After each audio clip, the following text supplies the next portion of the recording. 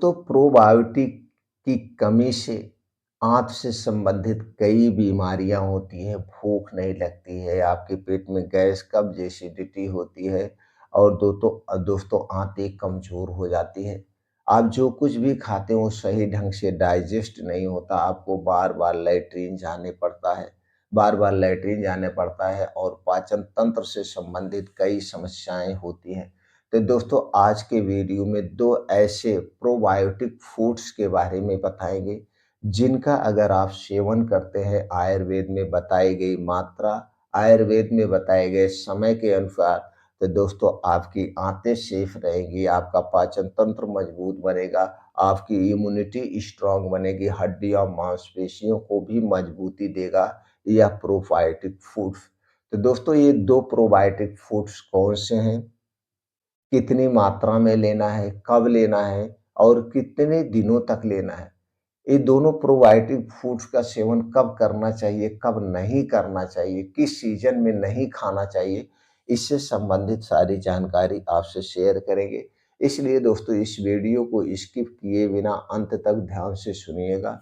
सुनने के बाद इस महत्वपूर्ण जानकारी को ज़्यादा से ज़्यादा लोगों तक शेयर करिए, ज़्यादा से ज़्यादा लोगों तक पहुँचाइए। सब लोग इसका सेवन करें, स्वस्थ रहें, निरोग रहें, यही हमारी इच्छा है। दोस्तों आज के समय में जो भी मार्केट में चीज़ें मिल रही हमें सेफ नहीं मिल रही हैं। हमारे स्वास्थ्य के लिए ये सारी चीज़ें हानिकारक हैं। क्योंकि दोस्तों चाहे वो छोटी कंपनी हो, चाहे छोटे-बड़े दुकानदार हो, चाहे बड़ी कंपनी हो, चाहे मल्टीनेशनल कंपनी हो, सब ज़्यादा प्रॉफ़िट के चक्कर में उसमें कुछ ऐसी चीज़ें मिलाते हैं जो कि हमारे स्वास्थ्य के लिए हानिकारक हैं। इसलिए हमें चाहिए दोस्तों ज़्यादा से ज़्यादा नेचुरल चीज़ों को खाने का प्रयास करना चाहिए। ज़्यादा से ज़्यादा चीज़ें आप अपने घर में बना के खाने का प्रयास करिए, तो इससे आप पेट से संबंधित जो बीमारियाँ होती हैं, आप दूर रहेंगे। दोस्तों, सबके लिए प्रीप्रोबायोटिक ज़रूरी है, क्योंकि यह दोस्तों हमारे आँतों में गुड बैक्टीरिया का निर्माण करता है और जब हमारे आँतें सेफ रहेंगे, तो ना तो हमें पेट में दर्द होगा, गैस, एसिडिटी नहीं बनेगी। लेकिन आज के समय में हमारे डाइट में चाहे हम गरीब हैं, अमीर हैं, दोस्तों पूर्ण रूप से प्रोबायोटिक नहीं मिल रहा है, जिससे पेट से संबंधित, पाचन तंत्र से संबंधित सब लोग ग्रसित हैं। दोस्तों इस प्रोबायोटिक को आप एकदम सेफ नेचुरल तरीके से खाना चाहिए और वो नेचुरल तरीका है आपके घर की बनी हुई। तो चलिए दोस्तों हम जानते हो कौन प्रीप्रोबायोटिक है। पहली प्रोबायोटिक है दोस्तों, वो है दही।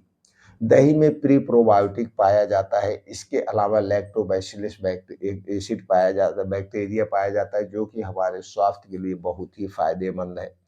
दोस्तों दही में calcium, iron, phosphorus, calcium, iron, phosphorus, riboflavin, vitamin B6, vitamin B12, magnesium, potassium, carbohydrate, iron, zinc, selenium जैसे तत्व पाए जाते हैं।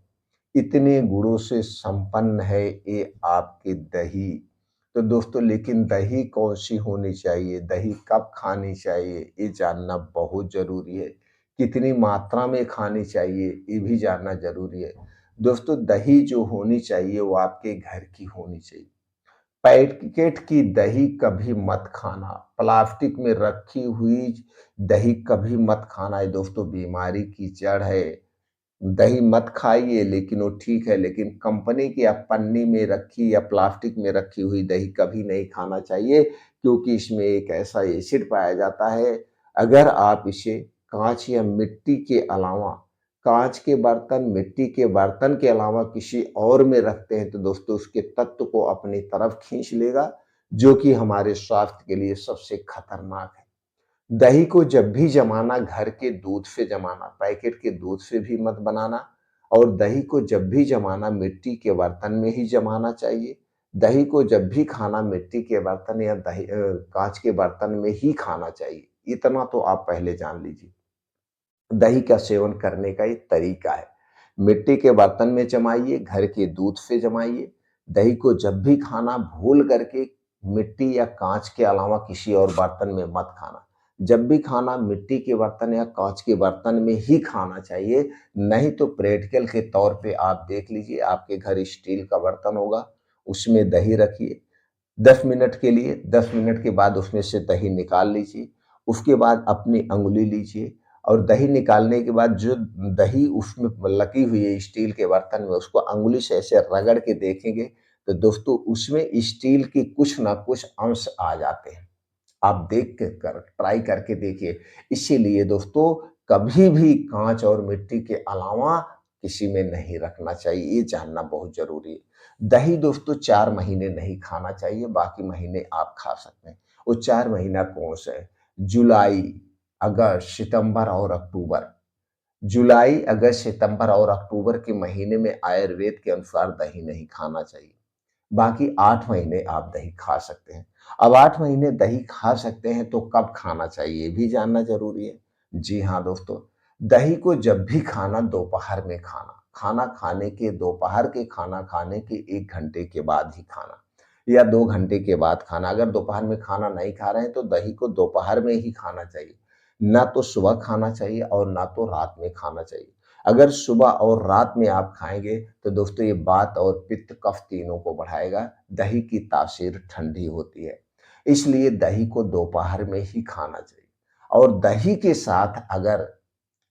साथ अगर आप अपने शरीर की हड्डियों को मजबूत बनाना चाहते हैं, तो दही के साथ दोस्तों ये गेहूँ के बराबर पान में खाया जाने वाला चूना खा सकते हैं।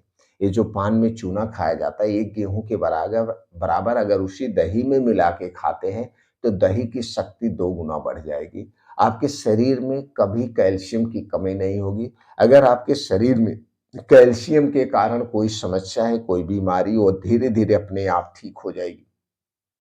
एक गेहूँ के बराबर आपको एक चूना मिला के दही में रोज़ दोपहर में आप खा सकते हैं और हमेशा खा सकते हैं। तो दोस्तों ये हो गया, लेकिन चूना किसे नहीं खाना ये भी जानना ज़रूरी है। अगर आपको पथरी से संबंधित कोई समस्या हुई है या आप कभी पथरी से संबंधित कोई समस्या थी, तो आपको चूने का प्रयोग नहीं करना है। तब चूने के स्थान पर आप गुड़ का प्रयोग कर सकते हैं। यही गाँव में जो देसी गुड़ पाया जाता है, दोस्तों गुड़ में कैल्शियम, आयरन, फास्फोरस पाया जाता है जो हमारे स्वास्थ्य के लिए सबसे फ़ायदेमंद है। तो दही में आप गुड़ मिला दीजिए, दही की शक्ति बढ़ जाएगी, लेकिन दही में कभी नमक मिला के मत खाना। अगर आप दही में नमक मिला के खाते हैं तो लैक्टोबैसिलस जो बैक्टीरिया होता है वो मर जाएगा, तो दही खाने से कोई मतलब नहीं है, वही हमारे स्वास्थ्य के लिए लाभदायक है। तो हमेशा दही में क्या मिलाना चाहिए? गुड़ या दोस्तों पान में खाया जाने वाला चूना या फिर दोस्तों आप जीरा जीरा भून करके रख लीजिए, उसका पाउडर उसमें मिला सकते हैं। ये चीज़ें खाने से आपको दही के सारे फ़ायदे मिलेंगे। तो दही सबको खाना चाहिए, रोज़ दोपहर में खाना चाहिए। एक दिन में कितना दही खाना चाहिए? एक दिन में 1 कटोरी दही आप ले सकते हैं और दही आपको ज़रूर खाना चाहिए, तो दोस्तों पेट से संबंधित जो समस्याएँ होती हैं, काफ़ी हद तक उससे दूर रहेंगे। और इसी दही से बनती है छाछ। दही से छाछ बनती है। अब छाछ में सेम पोषक तत्व भी पाए जाते हैं। तो दोस्तों छाछ आप ले सकते हैं। तो इस छाछ को आप कब पी सकते हैं? छाछ को भी जब पीना तो दोपहर में ही पीना, लेकिन खाने के बाद मत पीना। छाछ को जब भी पीना जब आपको अच्छी-सी भूख लगी हो, तो दोस्तों इस छाछ या मट्ठे को आप पी सकते हैं। इसमें दोस्तों नमक से मतलब नमक ले सकते हैं इसके साथ। नमक ना लें तो बेटर है, सिर्फ़ भुना हुआ जीरा लें तो सबसे बेटर है। नमक कुछ लोग मिला के मट्ठे को पीते हैं, छाछ को पीते हैं, लेकिन नहीं पीना चाहिए।